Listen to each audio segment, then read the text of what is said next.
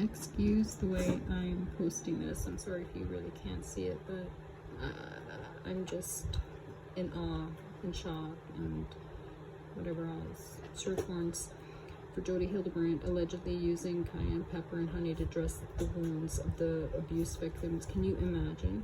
Can you imagine? Did I say the A word? A. Nix that. Oh my god. Anyways, I'm not going to restart this.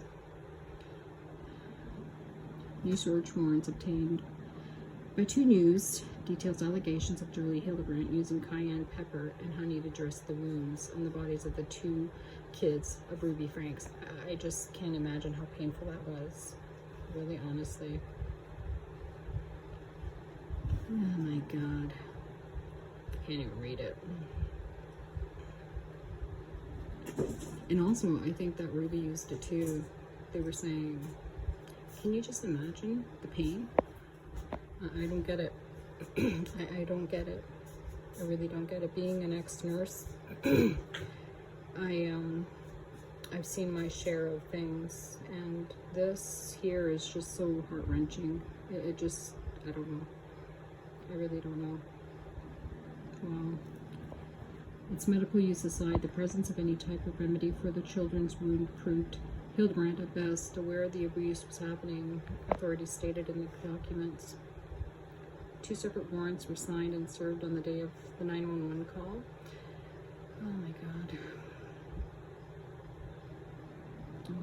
I just don't even know. I can't even read. I find it hard to read because it's just so wow.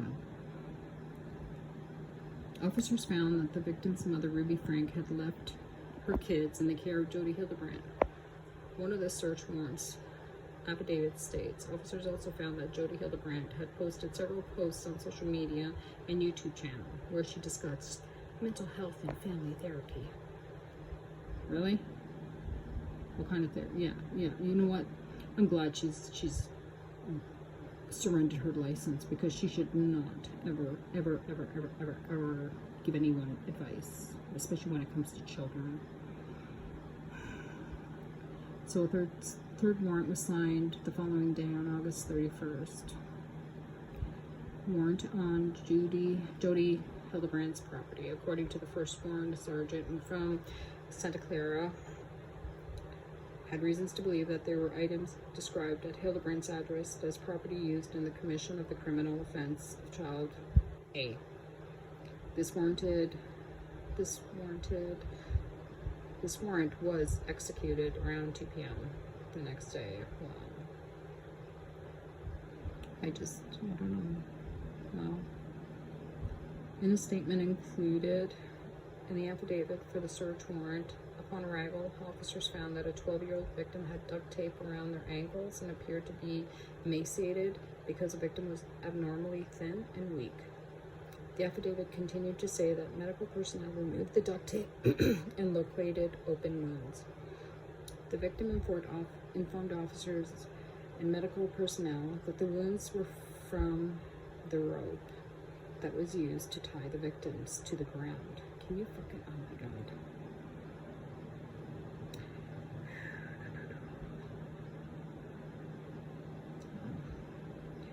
The victim also informed officers that Jodi put the rope on their ankles and wrists, and that they used cayenne pepper and honey to dress the wounds. God almighty, these poor babies. I don't know. Jesus.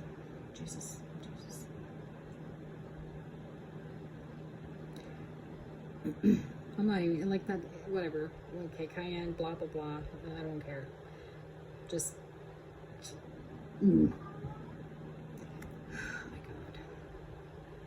Do not apply Capiscan cream to cracked skin or open wound. And I guess the Capiscan is crushed cayenne pepper and honey, I guess. I don't fucking know, but whatever. It's just like, and do not use topical ointment. I just can't even read this because I don't want to. I don't know. According to the affidavit, officers conducted a protective sweep and located one juvenile who was reluctant to speak with officers. They also identified a possible safe room in the basement that is locked, and it is unknown if anyone was inside it. Well, wouldn't Jodi have opened it if she was there? I don't know. The affidavit ended with the officer's request to obtain any and all evidence relating to the CA and access to possible safe room to determine that no one else was inside. According to the return of the search warrant, officers seized Scott's tape and saran wrap, along with papers, notes, and a journal, 2 bowls containing a red liquid and a metal spoon, 2 super absorbent dressings, 2 Coban bandages, with 4 white ankle socks, 3 sets of brown and white rope, 2 handcuffs, and 3 carabiners. There was no further mention of the possible safe room in the search warrant. My God. What the F should you? God. The second search warrant was signed before 5:30 p.m. on August the 30th. With a request for any and all cell phones, audio recordings, computers, tablets, laptops, surveillance footage, doorbell cameras, and any other communication device used to send text messages. Oh, I hope they just nail these 2 assholes. I swear to God.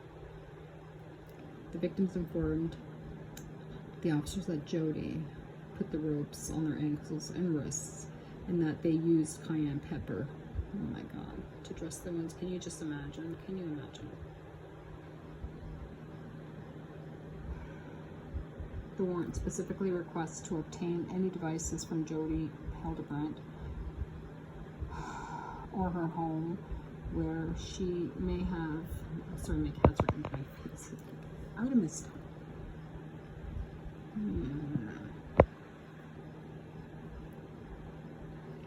So, warrant for Jodi Hildebrandt's phone. A 3rd search was signed on the day the officers arrived at the home on the 31st, just before 8 a.m. The detectives with Santa Clara, Minnesota Police Department requested Jodi Hildebrandt's phone, saying that she was in possession of the phone when officers made contact with her. There's no documentation of a return made of the search warrant. Therefore, it's unknown if Jodi Hildebrandt's phone was seized. I don't know, man. 2 News learned that the 12-year-old was transported to... Sorry, my cat. Oh my God. Stop it, Artemis. Oh my God. She's right in front of my face. I do apologize. She's biting me. Don't bite me.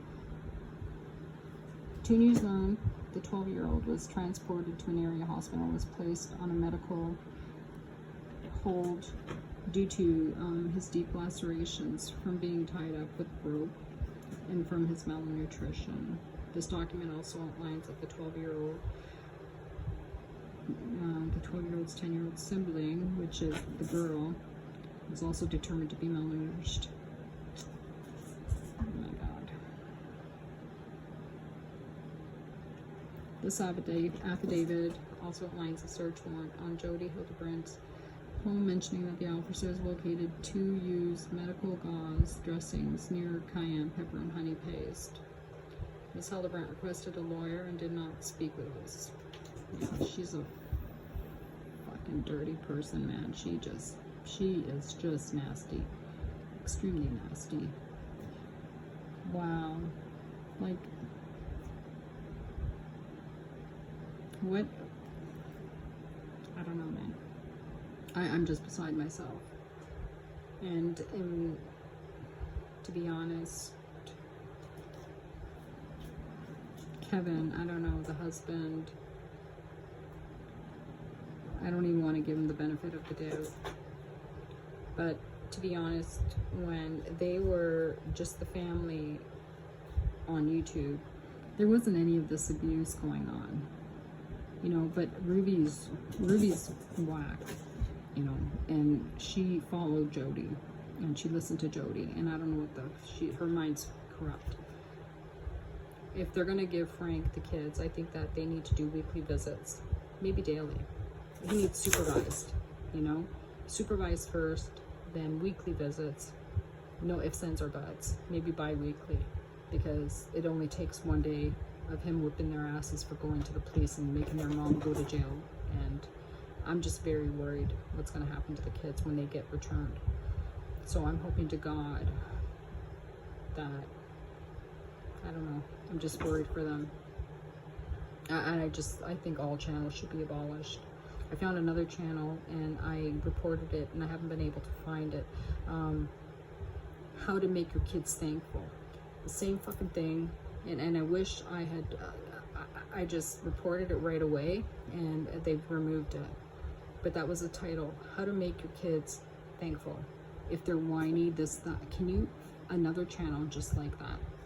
To teach parents how to fix your kids, to make them thankful. You're fun. So I suggest everybody, please report any channels like that, because she could be working with Ruby, I don't know, and Jodi, I don't know, or they could just be as fucked up as everybody else. But this needs to stop. Like, I will not stand by and let channels like that create content that encourages people to abuse their children. So I'm hoping that that channel got removed. I'm waiting to hear back from YouTube to see if they have removed that channel. But to make your kids thankful and to stop them from whining, complaining, crying, they're kids. Let fucking kids be kids. I don't understand. Anyways, I can't even talk about this too much because I don't know. I'm used to just posting happy videos, and stuff like this really affects me. I don't know. I just, anyways, yeah. But if you do see anything that looks suspicious on YouTube, report it. Report it. Don't let them continue to do this.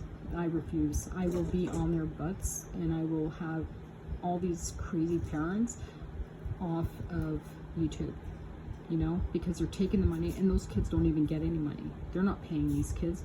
They're starving. All the time that those kids spent online, I would say, what? How many years? 10. Can you imagine? What does she owe all her children for their time? Because if it was not for them, they would not have had this channel. And she used those kids. She posted every single private matter of theirs on social media. And now they're saying, we don't want to expose the media with the kids. Really? You had no issues doing it before for years, you know? Anyways, besides that, I just disagree with family channels. I never post pictures of my kids online, ever. And I think they should all be banned. I mean, it's different, like certain situations are different. Like you post something that your kids did funny, that's, you know, that's different. You know, it's short little things, blah, blah, blah. But making it every day and forcing them to be online is absolutely ridiculous. Like they need to have some sort of guidelines that families need to follow, where the children are not made to stay online all day long. Like there should be a time limit. You know, I don't know, but how do you control this? You can't. So if they don't, and YouTube finds that this time limit has expanded, like gone past, you know, it's like there needs to be some strong boundaries set. Anyways, I don't fucking know. I just think that parents should not do it. That's it, done. They should be unmonetized. There you go. Parents want to make money, post yourself on videos. Do that. But I don't think they should monetize family channels. That's it. Anyways, oh god. It's just, wow. Anyways, that's it.